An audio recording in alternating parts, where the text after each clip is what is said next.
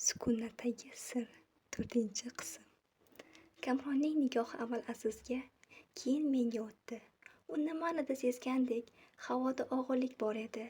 Xuddi har bir so'z portlab ketishi mumkin bo'lgan sir aylangandek. Nima bo'ldi, dedi u yana. Bu safar biroz qat'iyroq. Men bir lahza jim turdim, so'ng asta gap boshladim. Aziz onasi haqida gapirdi. Kamronning qo'lidagi stakan biroz titradi. Suv chetiga kelib to'kilay dedi. Nima dedi? Uning ovozi past, lekin tarang. Men Azizga qaradim. Bola esa hech narsa bo'lmagandek mashinasini yana surib o'ynay boshladi. Go'yo hozirgina kimnidir hayotini ostin-ustin qiladigan gaplarni aytmagan. U dedi. Men to'xtab qoldim. So'zlar og'zimdan chiqishini xohlamadi. Onasi aytganmish, agar men kelsam, menga ishonmasin deb. Xona jim. Kamron ko'zlarini yumdi.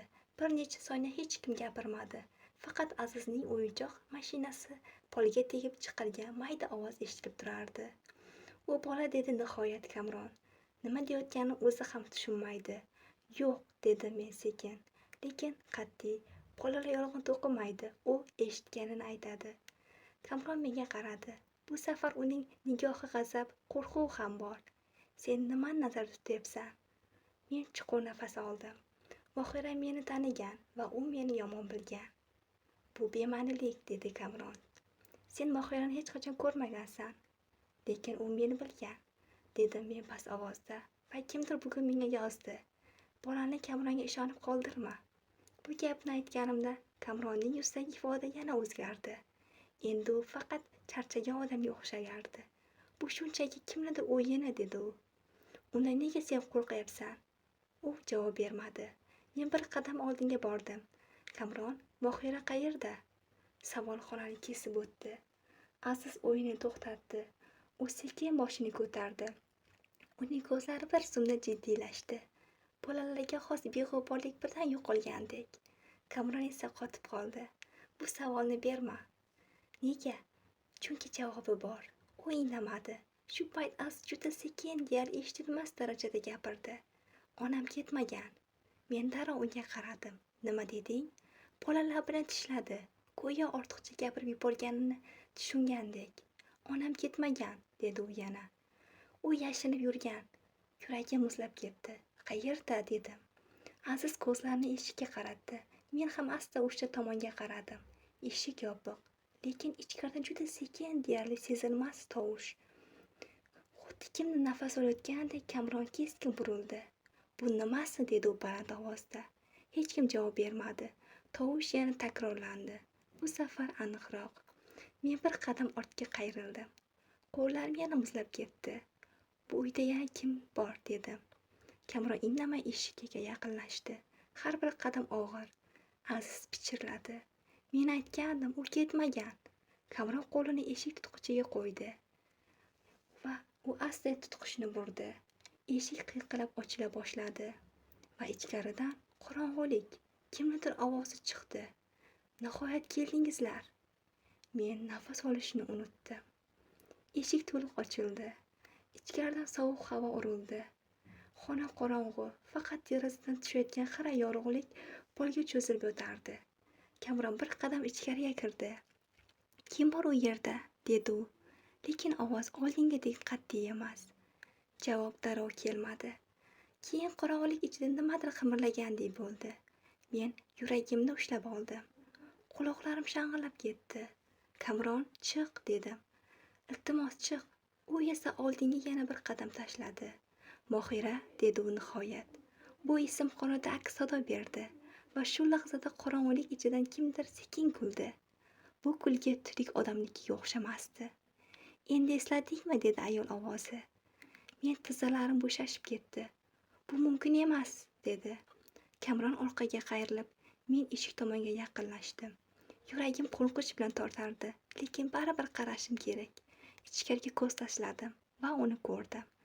Deraza yonida soyada turgan ayolni. Sochlari taralmagan, yuzini yarmi qorong'ulikda yashiringan.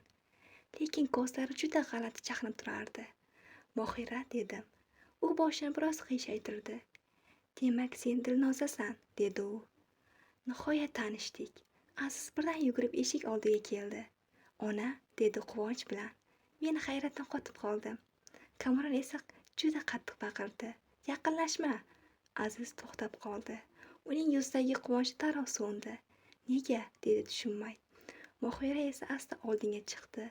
Yorug'lik yuziga tushdi va men birdan nimadir sezdim. Bu ayol juda ozg'in, yuzida charchoq, ko'z ostlari qora ekan. Lekin eng qo'rqinchlisi uning qarashi juda yomon. Tirik odamga o'xshardi, lekin nimadir noto'g'ri. Sen uni qo'rqityapsan, Kamron, dedi Mohira past ovozda. O'g'lingdan qo'rqyapsanmi endi? Sen yo'q eding, dedi. Sen ketganding, men ketmadim. Sen uni sovuqqonlik bilan sen meni yashirding. Xona ichida sukut portlab ketgandek bo'ldi. Nima? Dedim beixtiyor. Kamron indamadi. Mohira esa menga qarab jilmaydi. Bu jilmayish iliqlik emasdi. U senga hammasini aytmadimi? Dedi u. Qanday qilib men birdan yo'qolib qolgandim. Men sekin bosh chayqadim. Yuragim tobora tez urardi. Demak, sen ham uning yolg'onlariga ishongansan, dedi Mohira. Yetadi, dedi Kamron. Jim bo'l. Mohira birdan jiddiylashdi. Yo'q, endi jim bo'lmayman. U bir qadam oldinga chiqdi. Sen meni bu xonaga qamab qo'yding. Men nafasini ichimga yutdim. Oylar davomida davom etdi u. Aziz, mendan ayirding. Hammaga u ketdi deb yolg'on gapirding. Bu yolg'on, dedi Kamron. Uni eshikni kim qulflab qo'yardi, dedi Mohira. Kamron javob bera olmadi. Aziz asta menga yaqinlashdi. Uning qo'lini topdi. Onam yolg'on gapirmaydi, dedi u sekin. Men uning qo'lini mahkam ushladim. Miyamda hamma narsa chalkashib ketgan. Xabar, ogohlantirish, Azizning gaplari va endi bu haqiqat. Men Kamronga qaradim. Bu rostmi? U uzoq vaqt jim turdi. Keyin asta men uni himoya qilmoqchi edim. Qamabmi? Dedi men dahshat bilan. U boshini pastga tushirdi. U o'zgargan. Mohira kulib yubordi. Ha, men o'zgardim. Chunki haqiqatni bildim. Men yuragim siqilib ketgan his qildim. Qanday haqiqat? Mohira menga tik qaradi. Sen haqida. Xona yana jim. Men haqimda? U boshini qimirlatdi. Ha, Dilnoza. U bir lahza to'xtadi. So'ng sekin lekin aniq gapirdi. Sen bu uyga tasodifan kelmagansan. Yuragim yana urishni unutdi. Nima demoqchisan? Mohira bir qadam yaqinlashdi. Sen hammasini boshida bilgan eding. Yo'q, dedi men. Bu yolg'on. U ko'zlarimga tikildi. Unda nega o'sha kechani eslolmaysan? Mening boshim g'uvillab ketdi. Qaysi kecha? Mohira shivirlagandek dedi. Men yo'qolgan kecha. Xona aylanib ketayotgandek bo'ldi. Ichimda nimadir uyg'ondi. Unutilgan, bostirilgan bir xotira va men birdan qo'rqib ketdim. Balki men ham bu hikoyada begunoh emasdim.